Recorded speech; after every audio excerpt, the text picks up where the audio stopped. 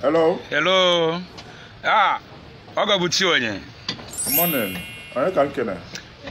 Good morning, my brother. Kekunu meo. Odemma. I kena bi ke woni nam. Okay. Oh, your fiancé, your sister. When your sister na de na mma. Oh, you modern executive. Okay. Okay, oyi nene. One why? Yeah, oh nyangwa oh. Okay. Ezuba fambo Collins Onyekachi. Oh wa Collins nene gwa amumaka ge ewo. Yeah. Ewa. Amolokwa m na dey humble otu a. Ewa. Kekwa dibe mmadu ga-eme my brother. Ọ na-agwa mmaka ge nsi na one day na mme meet kwa nwanne nwoke ọ na-agwa mmaka ya. Yeah. Ewa. Ai. Inwa nsọpụlụ. Inwe nsọpụlụ no. Ewo. Ezegetive. Nwoke kwesị inwere ndị ọgị ya nsọpụrụ. Ewa, ya. Nsogbu adịrị ya love amaka, ịfụnanya amaka, Na so, ama m na na-eme. We thank God, we thank God. So na ịfụnanya n'anya ọfụma, ị like my sister ọfụma. Mba, ife niile meet go n'ụwa na bụ onye obi m, nya bụ onye obi m nabata. Eto eji m obi m niile fịa n'anya. Ejiro m egwu ọ bụrụ nke go komsa. Ewa, me ke bia dulie di ai, me ki dulie di ai, ko je be die. Ewa. We are working towards it. That's nice. Yeah. That's nice. Okay. Can you even what do you do for a living, Nna? So, my brother gwagwa eziokwu, di your sister, ya abokwa onye mma kata otu a elu echi niile mụ nwa abịa kọbakwa akọ na mụ chozi mo dey that kind thing. That's nice, man. Even Jogebo, Kedifi Nalu, what do you do for a living? Nah, Kedifi Nalu. Eman and the money, and then when they ask na Onyana bring will give onye ndi man, and the no avoid. Yablo, in the book with Serena, me what I go. So, we believe on those things. What I go more.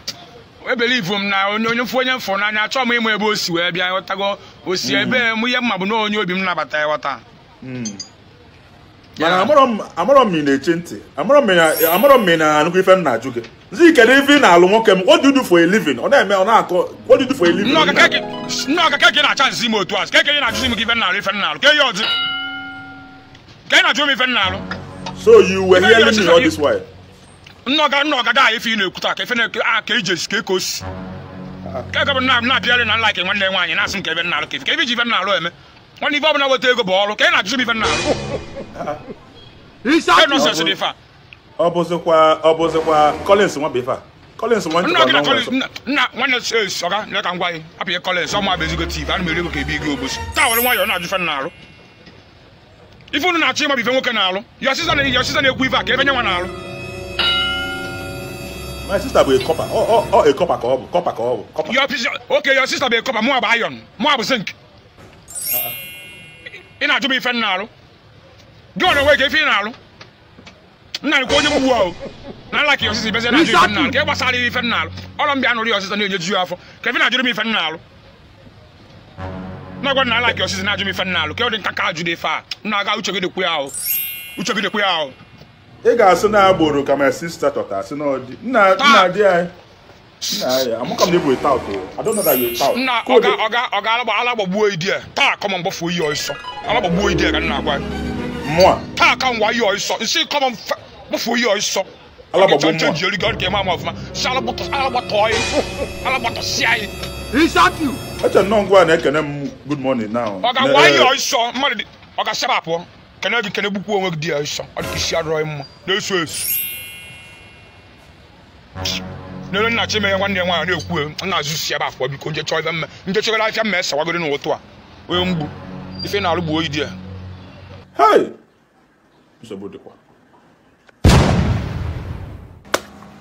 I know you just love that video you just watch, right?